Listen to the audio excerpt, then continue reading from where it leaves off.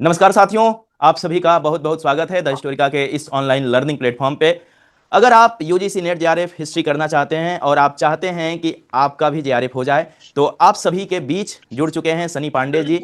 और आपको सनी बताने वाले हैं कि इन्होंने किस तरीके से जीरो से जेआरएफ तक का सफर तय किया। तो सनी, आज के इस इंटरव्यू में बहुत बहुत स्वागत है आपका। सबसे पहले मैं आपका एक थोड़ा सा संक्षिप्त परिचय जानना चाहता हूं कि आप कहाँ के रहने वाले हैं और साथ ही आप अपना ग्रेजुएशन और मास्टर्स कहाँ से किए हैं। Thank you sir. मेरा नाम नमस्कार। मेरा नाम सनी पांडे है। मैं उन्नाव उत्तर प्रदेश का रहने वाला हूँ और मैंने मेरा ग्रेजुएशन इग्नू से बीए हिस्ट्री ऑनर्स और अपना मास्टर्स मैं अभी कर रहा हूँ हिस्ट्री में, एंशिएंट हिस्ट्री में, जेएनयू से last semester, second okay, year. तो सनी आप जेएनयू से मास्टर्स कर रहे हैं, आप सेकेंड ईयर में हैं। तो सनी, सबसे पहले अब हम लोग बातचीत के सिलसिला को आगे बढ़ाते हैं, क्योंकि ये interview UGC net JRF history के बच्चों के लिए काफ़ी हेल्पफुल होने वाला है। क्योंकि सनी जो है सीयूईटी पीजी के भी टॉपर रह चुके हैं 2024 के, और साथ ही इस बार यूजीसी नेट जेआरएफ में इनके काफ़ी अच्छे मार्क्स आए, 226 मार्क्स जो है सनी लेकर के आए हुए हैं। तो सनी, सबसे पहले हम आपसे जानेंगे कि आपने यूजीसी नेट हिस्ट्री की तैयारी कब से शुरू कर दी थी। मैंने अपनी प्रिपरेशन शुरू की थी लगभग अगस्त की शुरुआत में। अभी अगस्त 2025 की शुरुआत में मैंने अपनी प्रिपरेशन शुरू की थी। और लगभग थोड़ा बहुत टाइम लगा था मुझे एग्जैक्टली उसमें बैठने में, प्रिपरेशन में ठीक से आने में। तो फिर उसके बाद लगभग सितंबर की शुरुआत तक मैं आ गया था ग्रुप में, ओके, लगभग। हाँ। ठीक है, बहुत अच्छा। तो सनी, मैं आपसे एक और प्रश्न पूछना चाहता हूँ। काफ़ी सारे ऐसे बच्चे होते हैं जो हिस्ट्री में बिल्कुल एवरेज होते हैं, उतनी अच्छी तैयारी इनकी नहीं होती है, वो चाहे ग्रेजुएशन की बात कर लें चाहे मास्टर्स की बात कर लें। तो क्या एक एवरेज स्टूडेंट्स के लिए भी जेआरएफ का सफ़र आसान है, वो आसानी से जेआरएफ क्लियर कर सकते हैं, ऐसा पॉसिबल है? आसान तो मतलब आसान की परिभाषाएं अलग अलग होती है, लेकिन एवरेज स्टूडेंट हो या कोई भी स्टूडेंट हो, अगर वो पढ़ेगा ठीक से और रिवीजन करेगा, हिस्ट्री में सबसे इंपॉर्टेंट चीज है रिवीजन। और सबसे इंपॉर्टेंट चीज है कि जो जो एग्जाम वो देने जा रहा है उस एग्जाम से परिचित रहेगा, उस एग्जाम के प्रीवियस ईयर पेपर्स कर लेगा अच्छे से, और जो बेसिक सोर्सेज है उनको कवर कर लेगा। तो हर कोई कर सकता है उसमें। मैं कोई एक्स्ट्रॉर्डनरी तो हूँ नहीं, मैं भी एवरेज स्टूडेंट ही हूँ। हर कोई अचीव कर सकता है यूजीसी नेट, बस एग्जाम से परिचित रहना बहुत जरूरी है। ओके, ठीक है, बहुत और अच्छा। कंसिस्टेंसी मेंटेन करके रखना बहुत जरूरी है ओके। प्रिपरेशन में। एक चीज़ और मैं शन यहाँ पर आपसे पूछना चाहता हूँ। काफ़ी सारे ऐसे बच्चे हैं, क्योंकि आपका जेआरएफ हो चुका है और हर कोई चाहता है कि भाई जेआरएफ हो जाए, क्योंकि नेट तो काफ़ी लोगों का हो जाता है, जेआरएफ से क्या होता है कि आगे आपको पीएचडी वगैरह करने में काफ़ी आसानी हो जाती है। तो जो बच्चे यूजीसी नेट जून 2026 या उसके बाद दिसंबर या उसके बाद 27-28 जब भी वो एग्ज़ाम देने के बारे में सोच रहे हैं, तो आप उनको कहाँ से तैयारी करने के बारे में सुझाव देंगे कि किस यूनिट से जो है उनको अपनी तैयारी कर देनी चाहिए अपने सिलेबस के अकॉर्डिंग। मतलब सिलेबस की यूनिट्स पूछ रहे हैं आप? जो नेट का सिलेबस है उसका, उसकी यूनिट के हिसाब से। यूजीसी नेट का सिलेबस। हाँ, तो मैं सजेस्ट करूंगा कि जो हिस्ट्री उन्होंने ऑलरेडी पढ़ी होगी, पहले उसको वापस से पढ़ना शुरू करें और यूनिट दर यूनिट प्रिपरेशन करें। मेरा सजेशन रहेगा कि सोर्सेज से ही शुरू करें, क्रम से ही चले, ज्यादा अच्छा है। हिस्टोरियोग्राफी लास्ट में कवर कर सकते हैं, कोई प्रॉब्लम नहीं, क्योंकि इससे जो क्वेश्चन आते हैं वो कभी डुएबल होते हैं, कभी नहीं होते हैं। इसलिए जो डुएबल चीजें हैं वो पहले कर लें। अगर आपकी एंशिएंट अच्छी है तो आप एंशिएंट, आप फेमिलियर तो होंगे क्योंकि आपने मास्टर्स किया है हिस्ट्री से। तो मैं सजेस्ट करूंगा कि जो आपका पहले स्ट्रॉन्ग पोर्शन है उसको उससे शुरू करें, ताकि आप एक बार ग्रुप में आ जाए 15-20 दिन में। और फिर उसके बाद आप उसको कवर करना शुरू करें। ऐसा कोई नेसेसरी नहीं है, आप कहीं से भी शुरू कर सकते हैं। मैंने शुरू किया था सोर्सेज से, सोर्सेज कवर करके फिर मैंने first chapter, second chapter, third chapter, इस तरीके से मैंने लीनियर वे में ही प्रिपरेशन की थी। मैं नोट्स भी लीनियर वे में, और मैंने ओके, हिस्टोरियोग्राफी आखिरी में प्रिपेयर की थी, बस वो था। ठीक, ठीक है, बहुत अच्छा। मैं सजेस्ट करूंगा पहले चैप्टर का पहला पॉइंट शुरू करें, उठाइए हाँ। एंशिएंट सनी, एक हिस्ट्री चीज रिसोर्सेज। सनी, एक चीज़ और मैं यहाँ पे आपसे पूछना चाहूँगा कि हिस्ट्री में जब आप तैयारी शुरू किए थे, तो आपको कौन कौन सा टॉपिक ऐसा लगा था जो काफ़ी मुश्किल लग रहा था। पहला तो प्री हिस्ट्री है। मैंने प्री हिस्ट्री, मैं हमेशा छोड़ देता था प्री हिस्ट्री पढ़ना। जितना ज्यादा मैं छोड़ सकता था मैंने उतना छोड़ा है अपनी लाइफ में प्री हिस्ट्री पढ़ना। मेरे ग्रेजुएशन में भी जो एग्जाम था मैं उसमें से थोड़ा बहुत ही करके गया था प्री हिस्ट्री का, और मैंने कभी प्री हिस्ट्री नहीं पढ़ी थी। मैंने स्पेसिफिकली प्री हिस्ट्री अपने मास्टर्स में ही पढ़ी है, और वो भी नेट की प्रिपरेशन के लिए ही। तो प्री हिस्ट्री मेरे लिए काफी टफ था। दूसरा जो टफ पोर्शन था मेरे लिए वो क्रोनोलॉजी याद करना था। मुझे पहले ओके, लगता था कि मुझे डेट्स याद हो जाती है, फिर मैंने नेट की प्रिपरेशन शुरू किया और फिर मुझे रियलाइज हुआ कि डेट्स याद करना कितना मुश्किल काम है, स्पेशली जैसे यूजीसी पूछता है वो डेट्स याद करना और इतनी सारी किताबों के नाम याद करना, मेरे लिए सबसे डिफिकल्ट चीजें ये थी। और पेंटिंग्स और लिटरेचर का इतिहास, ये सब चीजें याद करना मेरे लिए काफी टफ था। सबसे लेकिन टफ लेकिन प्री हिस्ट्री था। और ओके। तो साउथ इंडियन सनी, हिस्ट्री, हाँ आपने मैं इसको भूल गया। आसान कैसे बनाया? जो जो आपके लिए टफ था, ऐसा तो नहीं था कि आपने पढ़ा नहीं, आपने उसकी पढ़ाई करी, क्योंकि वहाँ से क्वेश्चंस भी पूछे जाते हैं। तो आपने इसको आसान कैसे बना लिया अपने लिए? मेरा प्लान था कि मैं एक ही चीज को जितनी ज्यादा वैरायटी में पढ़ सकूं, उतना इजी, उतना ज्यादा अच्छा रहेगा मेरे लिए। तो मैंने पहले तो जैसे प्री हिस्ट्री पढ़नी थी तो मैंने उपेंद्र सिंह के सारे चैप्टर्स पढ़े, रणवीर चक्रवर्ती के सारे चैप्टर्स पढ़े, और फिर उसको पढ़ा विकिपीडिया के थ्रू, और जितना मैं एक्सप्लोर कर सकता था उतना एक्सप्लोर करने की कोशिश की और बार बार उनको रिवाइज किया। सेम साउथ इंडियन हिस्ट्री के साथ में था। साउथ इंडियन हिस्ट्री जो है वो मुझे अभी भी नहीं आती है। मैं थैंकफुल हूँ कि पेपर में ज्यादा आई नहीं थी। और थोड़ी बहुत मैंने प्रिपेयर किया था, पर वो याद नहीं होता ठीक से मुझे। तो थैंकफुली नहीं आई थी पेपर में। और मैं जितना, लेकिन मेरा सजेशन उसमें भी सेम ही रहेगा कि आप जितना रिवाइज कर सकते हैं उसको रिवाइज करिए। और एक सोर्स पे जो जो चीज आपका वीक है उसमें मैं सजेस्ट नहीं करूंगा कि आप एक सोर्स पे रिलाई करें। उसमें आप दो तीन सोर्सेज से कई कुछ कुछ चैप्टर्स पढ़ लें, वो आपके लिए ज्यादा बेटर रहेगा। ओके, सेम चीज। ठीक। ठीक है, तो बहुत यही अच्छा। मेरी स्ट्रेटेजी है। हम्म। और नोट्स बना ले प्लीज, जो आपका वीक है उसके नोट्स जरूर बनाए, क्योंकि याद करने का जो प्रोसेस है वो नोट्स के थ्रू इजी हो जाता है। ओके। हाँ, अभी मैं यहाँ पे आता नोट्स के बारे में, मैं आपसे अभी सवाल पूछता तो हमारा अगला सवाल यही होने वाला था आपसे कि हिस्ट्री के लिए इन बच्चों को कौन कौन सा सोर्सेज फॉलो कर लेना चाहिए अभी से, क्योंकि अभी इनके पास 5 से 6 महीने का टाइम है। तो हिस्ट्री के लिए कौन कौन सा सोर्स फॉलो करें, और स्टडी मटेरियल के तौर पे वो खुद का नोट्स बनाएं, या फिर जो रेडी स्टडी मटेरियल ऑलरेडी होता है मार्केट में, बुक्स वगैरह हो गए और काफ़ी सारी चीज़ें जो इधर उधर से शेयर लोग करते रहते हैं, उनको फॉलो करें, या खुद का नोट्स बनाएं, और इसके साथ साथ सोर्स कौन कौन सा रखें बच्चे, ताकि आसानी से इनका जो सेकंड पेपर है हिस्ट्री वाला वो बेहतर जा सके। ओके। तो मैं अपने सोर्सेज बताता हूँ जो जो मैंने यूज किए थे अपनी हम्म। प्रिपरेशन के टाइम पर। तो एंशियंट हिस्ट्री के लिए मैंने उपेंद्र सिंह पढ़ी थी, और मेरे ग्रेजुएशन का मटेरियल था इग्नू का। और जो सीयूईटी के टाइम पर मैंने आपका कोर्स लिया था, उसके उसका जो मटेरियल था मेरे पास में, वो तब का अभी भी काम आया था मुझे, जो कि नेट के लिए काफी रेलेवेंट और काफी अच्छा मटेरियल है। पूरा राइट। एंशियंट मेडिवल मॉडर्न में सब में इग्नू का मटेरियल और आपका मटेरियल मेरा कंसिस्टेंट था। और उसके साथ मैंने मेडिवल के लिए जेएल मेथा पढ़ी थी, अच्छा। और एनसीईआरटी पढ़ी थी। और इग्नू का मेडिवल का मटेरियल काफी अच्छा है एक्चुअली उसके हाँ। लिए। और मॉडर्न के लिए मैंने क्लासिक पार्टीशन पढ़ी थी, और स्पेक्ट्रम पढ़ी थी, और बेल ग्रोवर पढ़ी थी। ओके। मैंने, और बाकी मेरी एक आदत थी कि मैं विकिपीडिया पेजेस पढ़ने की डायनेस्टीज के। अच्छा। और जो कि मुझे काफी काम आया था बाद में, क्योंकि उसमें हर डायनेस्टी की क्रोनोलॉजी भी होती है नीचे। और क्रोनोलॉजी से तीन चार क्वेश्चन आते ही आते हैं, तो और वो आपका सबकॉन्शियस माइंड में बैठ जाती है, बहुत सारी चीजें आपकी पेरिफेरल मेमोरी में चले जाते हैं। तो वो बहुत काम आएगा। और नोट्स के रिगार्डिंग मैं सजेस्ट करूंगा कि खुद के नोट्स बनाए, क्योंकि मैं, मेरे से लिखे बिना याद नहीं होता है। तो हम्म। मैंने बहुत ज्यादा नोट्स बनाए थे, मतलब मैं तो जरूरत ज्यादा नोट्स बनाए हुए थे। मेरे चार चार नोटबुक्स के नोट्स हैं मेरे, अलग अलग, एंशिएंट, मेडिवल, मॉडर्न और प्रीवाईक्यूज के। मेरा सजेशन रहेगा कि तीन अलग नोटबुक्स बनाए, एक एंशिएंट की, एक मेडिवल की, एक मॉडर्न की, और एक प्रीवियस ईयर क्वेश्चन की नोटबुक बनाए। नोटबुक का साइज आप अपने हिसाब से रख सकते हैं, पर और उनको रिवाइज करते रहिए अपने नोट्स की। मैंने एक छोटी सी गलती की थी शुरू शुरू में, पहले 2 महीनों में, कि मैं अपने नोट्स नहीं रिवाइज कर रहा था। जो आप बनाते रहे तो उसको हो सके तो सेम डे पर रिवाइज कर लें, ज्यादा बेटर रहेगा। मैं बहुत लेट रिवीजन शुरू करता था नोट का, शुरू शुरू में तो मुझे समझ में भी नहीं आता था कि मैंने क्या लिखा हुआ है। तो अगर आपकी हैंड राइटिंग खराब है तो स्पेशली उसी समय रिवाइज कर लें, तो बेटर रहेगा। मेजरली मेरे यही सारे सोर्स थे, और विकिपीडिया पेजेस पढ़ने की हैबिट डालना। और हिस्टोरिका का मटेरियल जो था वो मेरे काफी काम आया था, जो मैंने सीयूईटी में पढ़ा था वो मुझे अच्छा। नेट में बहुत काम आया। हम्म। तो मैं ब्रिटिश, और आपका जो नेट का मटेरियल होगा वो तो अच्छा। ओके, बहुत अच्छा। सनी, एक चीज़ और कि पीवाईक्यू ने कितना हेल्प किया आपका इस जर्नी में, क्योंकि मुझे सबसे, लगता है जो आपके मार्क्स हैं 226, इतना मार्क्स किसी का नहीं आया। और भी कई सारे बच्चे हैं जिनका जेआरएफ हुआ, लेकिन अभी तक हमारी नज़र में दिसंबर वाले रिजल्ट में आपका सबसे ज़्यादा मार्क्स दिख रहा है। तो एक अच्छा मार्क्स है, क्योंकि हिस्ट्री की कट ऑफ इस बार हर बार से काफ़ी ज़्यादा भी गई हुई थी। तो पीवाईक्यू ने कितना हेल्प किया था आपका? Thank you sir. पीवाईक्यू ने तो सबसे ज्यादा मेरी हेल्प की थी, क्योंकि प्रीवियस ईयर आप कितना भी मटेरियल पढ़ लें, आपको अगर टेस्ट करना है कि आपकी मेमोरी कितनी खराब है, तो हाँ। आप एक बार प्रीवियस ईयर पेपर से आगे देख लीजिए। क्योंकि बहुत सुंदर। क्वेश्चन बिल्कुल ही अलग दुनिया के सवाल आते हैं कभी कभी। आपको लगेगा ये कौन सा इतिहास है, ये तो मैंने कभी पढ़ा ही नहीं है। बहुत रैंडम क्वेश्चन पूछती है यूजीसी अक्सर। इसलिए आपको प्रीवियस ईयर क्वेश्चंस को करने की आदत डाल लेनी चाहिए। आपको एटलीस्ट 2011 से लेकर 2025 के लास्ट पेपर जो मैंने दिया था, उतने उतने पीवाईक्यूज आपको करने ही करने हैं। और पीवाईक्यूज को ही अपना जो है गाइड, अपना नॉर्थ स्टार मानिए, पीवाईक्यूज को ही फॉलो करिए, पीवाईक्यूज के बेसिस पे प्रिपरेशन करिए। आपका और वो सबसे अच्छा है। आप शुरू शुरू में आपके और मार्क्स पे ध्यान मत दीजिए उस पर कि आपके कितने मार्क्स आ रहे हैं। वो आप आखिरी के टाइम पे देख लीजिएगा। पहले आप पीवाईक्यूज करिए जितना ज्यादा हो सके, क्वेश्चन के साथ फैमिलियरिटी डेवलप करिए। पीवाईक्यू से पता चल जाएगा कि चलता है कि क्वेश्चन कैसे आते हैं, किस तरह क्वेश्चन आते हैं।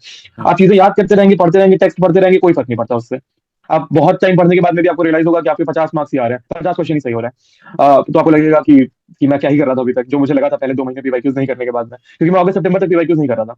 फिर मैंने एक मॉक टेस्ट देकर देखा 2023 के दिसंबर के पेपर का, तो मेरा काफी खराब पेपर हुआ था। तो मैंने अक्टूबर भर पीवाईक्यूज अच्छे से किए, क्योंकि अच्छा। और फिर मतलब मेरा स्कोर नवंबर से टेस्ट में बढ़ना शुरू हुआ था। तो ओके। मैं सजेस्ट करूंगा कि आप पहले टेक्स्ट पढ़ लीजिए, बिना टेक्स्ट पढ़े पीवाईक्यूज में मत जाइए, पर बेसिक टेक्स्ट कवर करके आप उसके बाद पीवाईक्यूज में जाना शुरू कर दीजिए। हम्म। फिर पीवाईक्यूज के फिर रिवर्स इंजीनियर करके वापस अपने काम पर आइए। अपने बिल्कुल टेक्स्ट पर बिल्कुल। आइए और पीवाईक्यूज के थ्रू अपने टेक्स्ट पढ़िए। वो सबसे अच्छा अप्रोच है मेरे हिसाब से। ठीक है, बहुत मैं सुंदर। पूरा नवंबर दिसंबर ही किया था। सनी, एक चीज़ और मैं पूछूंगा, क्योंकि यूजीसी नेट की जर्नी में आपको मालूम है कि पेपर सेकंड तो हमारे लिए अहम है ही, पेपर वन हम्म। जो कि सबसे ज़्यादा जरूरी है, क्योंकि अगर आप पेपर सेकंड में 80 नंबर भी कर लेते 80 क्वेश्चन भी कर लेते हो, फिर भी जेआरएफ होना तो मुश्किल ही है जब तक आपका फर्स्ट पेपर में अच्छा स्कोर ना आए। तो फर्स्ट पेपर और सेकंड पेपर को बैलेंस कैसे किया जा सकता है एक साथ, ताकि बेहतरीन रिजल्ट आ सके, क्योंकि जो भी लोग आपके इस इंटरव्यू को देखेंगे तो वो आप तक पहुंचना चाहेंगे। तो आपने कैसे बैलेंस किया था, और इन बच्चों को क्या सुझाव देना चाहते हैं जो आपके इस इंटरव्यू को देख रहे हैं? मेरा सजेशन रहेगा कि आप बैलेंस अप्रोच ही लेके चलें, क्योंकि आप एक्स्ट्रा ऑर्डिनरी स्कोर कर भी लेंगे एक पेपर में तो कोई फर्क नहीं पड़ेगा, आपका कम ही स्कोर रहेगा। मेरे 38 मार्क्स थे, 38 क्वेश्चन सही थे पेपर वन में, और अच्छा। 75 सही थे पेपर टू में। अरे वाह। तो इसलिए मैं सजेस्ट करूंगा कि आप पेपर वन में कोई भी एक सोर्स ले लीजिए। बुक ना ही ले तो अच्छा है, आप कोई भी यूट्यूब चैनल ले लीजिए, लेकिन अगर आप कोई लेना चाहे बुक तो आप केवीएस मदान की बुक ले सकते हैं, जो लेटेस्ट हम्म। एडिशन हो आप वो ले लीजिए। मैंने केवीएस मदान पढ़ी थी, पर मैंने केवीएस मदान को उतना रिवाइज नहीं कर पाया था मैं। अब मैंने मेजरली यूट्यूब के अलग अलग चैनल से अपने नोट्स बनाए थे और प्रिपरेशन की थी। और मैथ्स मेरे एग्जाम में मैथ्स मेरी मैथ्स ज्यादा अच्छी नहीं है, तो मेरे मेरे एग्जाम में मेरी मैथ्स मतलब मैथ्स के क्वेश्चन थे वो इजी थे काफी। हाँ। मैं खुद भी सरप्राइज हो रहा था उनको पढ़ते हुए। तो मैथ्स, लेकिन आपके में टफ भी आ सकता है, तो इसलिए आप बेटर रहेगा कि आप प्रिपेयर कर लें अच्छे से उसको। आप यूट्यूब के थ्रू, यूट्यूब सबसे अच्छा माध्यम है उसके लिए प्रिपेयर करने के लिए, और यूट्यूब के थ्रू ही करिए प्रिपरेशन। और अपने खुद के नोट्स बनाइए और उनको रिवाइज करिए, और प्रीवियस ईयर एटलीस्ट 2 साइकिल्स के सारे, क्योंकि हर एक पेपर टू का जो पेपर वन है वो डिफरेंट होता है।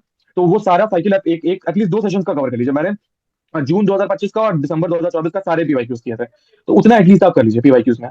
और डीआई की प्रैक्टिस कर लीजिए, और इन्वायरमेंट अच्छे से कर लीजिएगा, क्योंकि इन्वायरमेंट में थोड़े ट्रिकी क्वेश्चन आते हैं। हम्म। इन्वायरमेंट आप कर लें तो अच्छा रहेगा। और लॉजिकल रीजनिंग स्पेशली, क्योंकि लॉजिकल रीजनिंग में आपको क्वेश्चन याद भी नहीं रहेगा करके कि आप कौन क्या क्वेश्चन क्या आया था, तो कई दिन आप परेशान रहेंगे क्वेश्चन क्या आया था। इससे अच्छा आप लॉजिकल रीजनिंग ठीक से कर लीजिए, ताकि आपको श्योरिटी रहे कि आप सही कर रहे हैं।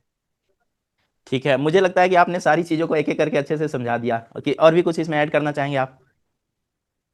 मेरा सजेशन रहेगा कि आप एक रूटीन पर स्टिक होने की कोशिश करें, और डेली थोड़ा ज्यादा टाइम पेपर टू को दें, और थोड़ा टाइम डेली 2 घंटे एटलीस्ट पेपर वन को दें। और 4-5 महीने की प्रिपरेशन इनफ है अच्छा स्कोर करने के लिए यूजीसी नेट में। 6 महीने, मैक्स टू मैक्स 6 महीना।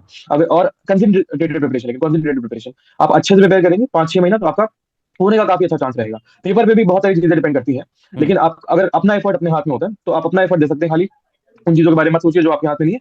और पेपर वन के सारे सोर्सेज जो आपके हैं उनको कॉन्सेंट्रेटेड वे में अच्छे से पढ़िए, पेपर टू के भी। और बहुत ज्यादा चेंज मत करिए, आप जिसके थ्रू जा रहे हैं वो चीज को पे ट्रस्ट रखिए, और पीवाईक्यूज पे पूरी तरह से फोकस रहिए। और that will be the way I suggest. Okay.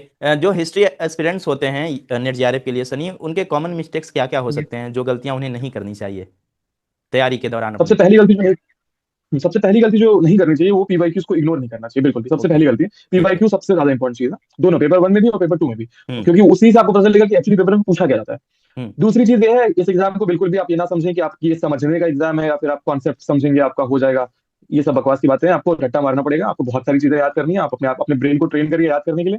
और आपको थोड़ी किताबें पढ़नी पड़ेंगी, मतलब हम्म। एनसीईआरटी पढ़ के या कोई एक सोर्स पर रिलाई करके नहीं होगा आपका, स्पेशली जैसा पेपर अभी आ रहा है। तो आपको हर एक सेक्शन के लिए एटलीस्ट 2-2 सोर्सेज पढ़ लीजिए। उपिंदर सिंह और रणवीर चक्रवर्ती मैं सजेस्ट करूंगा पेपर वन के लिए। हम्म। पेपर टू के लिए, सॉरी सॉरी, उसके लिए एंशिएंट हिस्ट्री के लिए। और जेएल मेहता इग्नू मैं सजेस्ट करूंगा मेडिवल के लिए।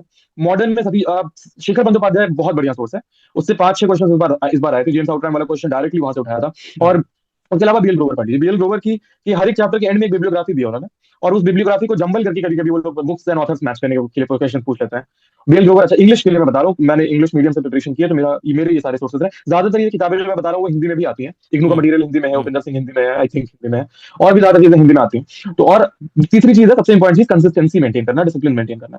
अगर आपकी कंसिस्टेंसी और डिसिप्लिन मेंटेन नहीं होगा, आप कुछ भी करिए, आप मुश्किल होगा करना। रिवीजन करना, कंसिस्टेंटली रिवीजन करना बहुत इंपॉर्टेंट चीज है। हम्म। आपने एक बार पढ़ा उससे याद नहीं होता, आपको कई बार उस चीज को रिवाइज करना पड़ेगा, देखना पड़ेगा। और नोट्स नहीं बनाना है सजेस्ट, आप अपने नोट्स बनाइए।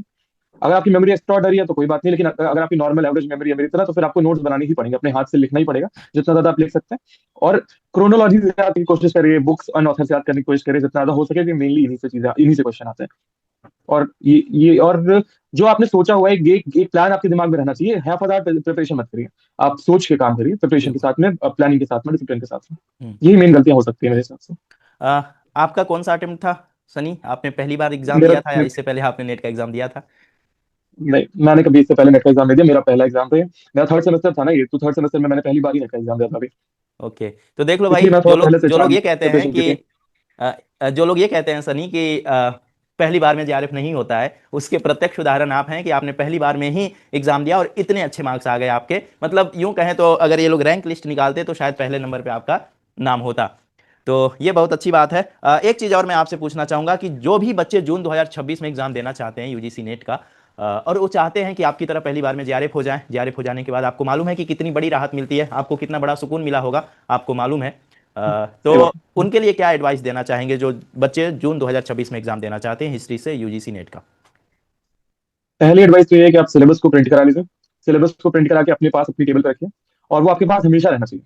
हम्म। दूसरी चीज कि आपके सिलेबस में जितने भी पॉइंट्स हैं, जितने भी वर्ड्स हैं, सब कुछ मेंशन है, उतना आपका कंप्लीट होना चाहिए अच्छे से। तीसरा, आपको अपने सारे सोर्सेस अच्छे से फॉलो करने।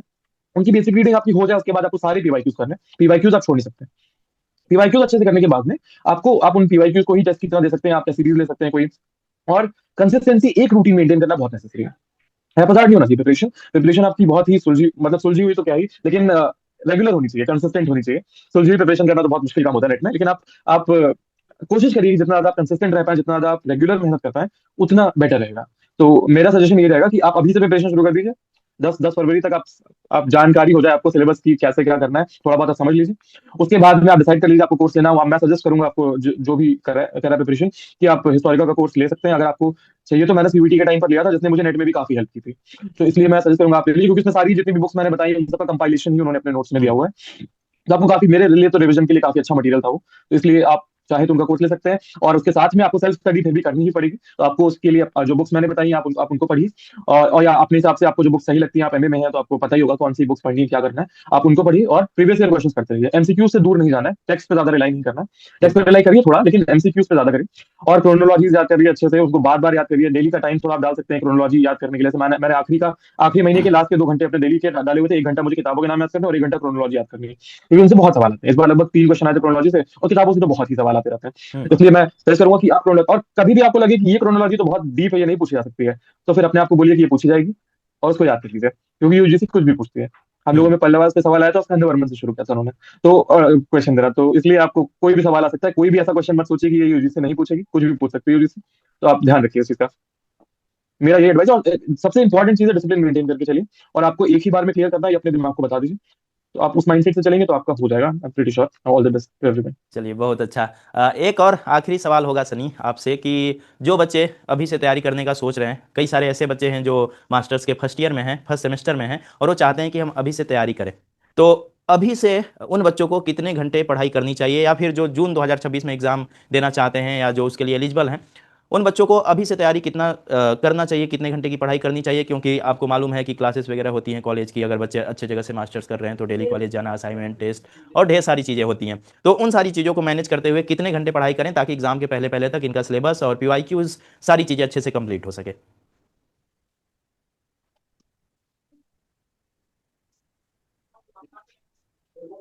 मैं सजेस्ट करूंगा, हेलो, हाँ, हाँ।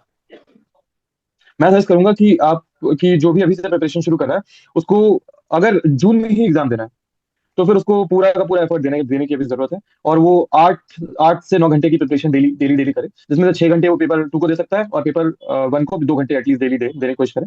और कंसिस्टेंसी मेंटेन करने की कोशिश करे। एक आध दिन खराब हो गया तो कोई बात नहीं, पर मेंटेन रहे वो रेगुलर प्रिपरेशन में। और ज्यादा अगर आप दे सकते हैं तो बहुत बढ़िया बात है, पर इतना तो मैं सजेस्ट करूंगा, आपका बेसिक मिनिमम नीड है, क्योंकि बहुत कुछ आपको याद करना पड़ता है। आपका काफी दिमाग खराब होगा इतनी सारी चीजें याद करने के लिए उसमें। इसलिए मैं सजेस्ट करूंगा कि जितना ज्यादा हो सके आप अपना एफर्ट दीजिए, क्योंकि आपको ये दिमाग में रहना चाहिए कि आपको एक बार में क्लियर करना है। क्योंकि आप लूप में फंस सकते हैं उसके बाद, स्पेशली अगर आपका फोर्थ सेमेस्टर है तो फिर आपको काफी दिक्कत होगी। इसलिए मैं सजेस्ट करूंगा कि आप जितनी जल्दी हो सके और जितना ज्यादा हो सके उतना अभी एफर्ट दे लीजिए, तो ईजी रहेगा ज्यादा क्लियर करना। ओके, ठीक है।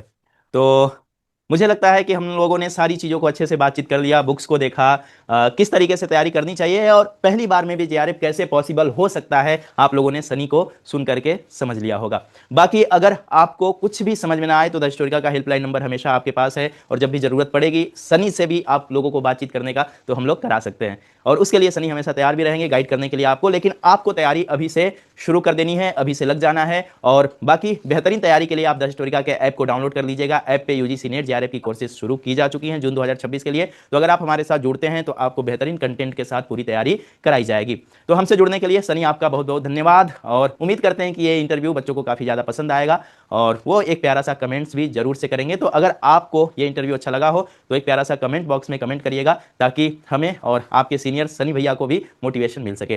तो ऐसे ही एक और नए इंटरव्यू में मिलते हैं आप लोगों के साथ। बहुत बहुत धन्यवाद आप लोगों का।